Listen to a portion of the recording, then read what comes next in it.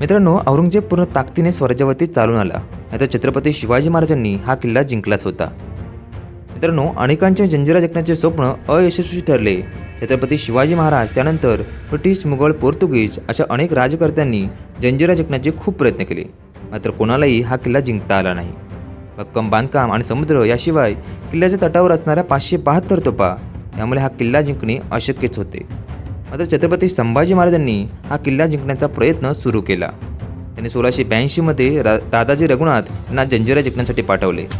दौलत खान आणि दादाजी यांनी महिनाभर प्रयत्न केले, मात्र सिद्धी हार म्हणत नव्हता.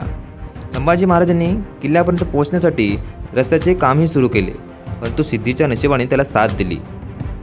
दस्तूरखुद्द औरंगजेब पूर्ण ताकदीने स्वराज्यावरती चालून आला आणि छत्रपती संभाजी महाराजांना स्वराज्याच्या रक्षणासाठी मधूनच माघारी फिरावे लागले, नाहीतर हा किल्ला छत्रपती संभाजी महाराजांनी जिंकलाच होता.